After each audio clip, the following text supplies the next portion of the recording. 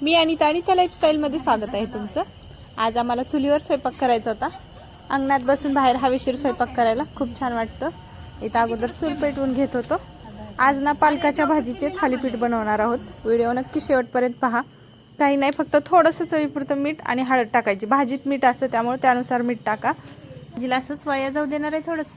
हे पहा, आता तीच भाजी घेतली मी आणि त्याची मस्त अशी थालीपीठ बनवून घेणार आहे।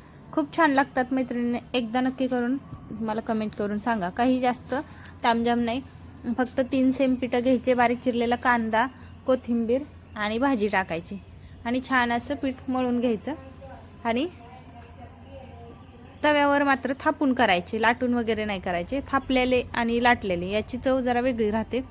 लाटलेल्यापेक्षा थापलेले डायरेक्ट खूप छान लागतात आणि त्याच्यावरती असे शिंगोळ्या वगैरे असे गोल गोल करून जर ठेवले ना थालीपीठावरती, आता आज मी नाही बनवले, याच्या अगोदर नंतर कधी बनवले होते तर मी तुम्हाला दाखवेन। याच्या अगोदर मी बनवले होते पण आज नाहीत नेमके बनवले। तर वरती गोल गोल करून ठेवायचं आणि ते थालीपीठ तसंच भाजायचं पलटी करून। खूप छान लागतात ते वरचे गोल गोल शिंगोळ्या, तर मुलं खूप जास्त आवडीने खातात। हे पहा, इथं मी असा छान असा फक्त भाजीत गोळा मळून घेतलेला आहे, पाणी वगैरे नाही काय टाकलेलं।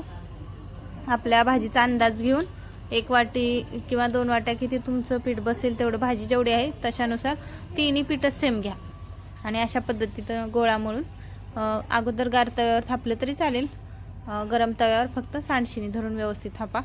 परंतु डायरेक्ट तव्यावर थापून जर बनवलं ना त्याची चव खूप जास्त छान लागते। हे पहा, अशा पद्धतीने आता मी तुम्हाला इथं एक थापून दाखवते, एक काय 2-3 थापून दाखवते। व्हिडिओ तुम्ही नक्की शेवटपर्यंत पाहत राहा। मस्त असा अंगणात आमचा स्वयंपाक चालू आहे। कसा वाटतोय आमचा व्हिडिओ नक्की लाईक करा, शेअर करा, सबस्क्राईब करायला विसरू नका। हे पहा, अशा पद्धतीने थापून घ्यायचंय। थोडंसं अगोदर हातावरच थापलं ना मग तो मोठा होतो गोळा, आता लगेचच मग खाली तव्यात लगेचच पसरला जातो। थोडासा पाण्याचा हात घ्यायचा आणि पसरवायचा। हे पहा, अशा पद्धतीनं आपलं तयार आहे थालीपीठ। खूप जास्त आवडीने खातात लेकरं, वाटत पण नाही ते पालकाच्या भाजीचं आहे। कसं वाटलं आमचं थालीपीठ नक्की कमेंट करून सांगा। हे पहा, थोडंसं तेल टाकून भाजायचं, व्यवस्थित भाजून घ्यायचं, थोडंसं झाकून ठेवायचं चुलीवरती। मी आणखीन एक तुम्हाला दाखवते थापून। हे पहा, ताईंनी झाकून ठेवलं होतं, आता पहिलं भाजलं, आणखीन एक दुसरं। थोडंसं तेल टाकायचं आणि तशाच पद्धतीने पाण्याचा हात लावून घ्यायचा थोडासा आणि हातावर थोडंसं थापून घेतलं ना मग लगेचच तव्यावर पसरलं जातं, जास्त थापावं लागत नाही तव्यावरती। पहा, अशा पद्धतीने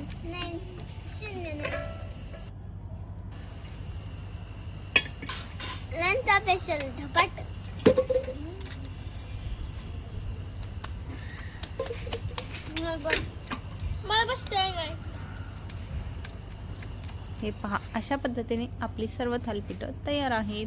अंगणात बसून स्वयंपाक करायचा, तिथंच बाहेर हवेशीर मस्त अंगत पंगत मांडून जेवण करायचं, खूप मज्जा येते।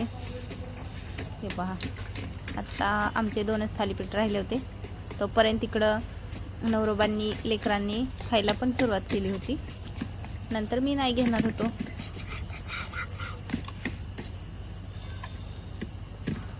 हे पहा, अशा पद्धतीने दोन्ही हाताने थापलं तरी होतं।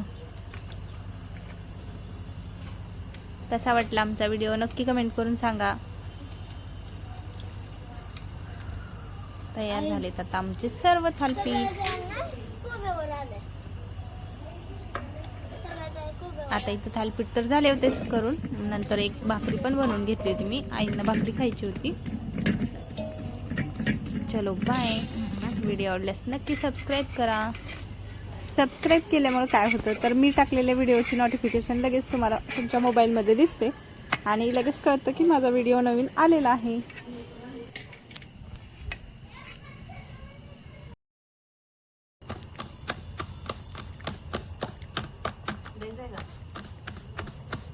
आज स्माइल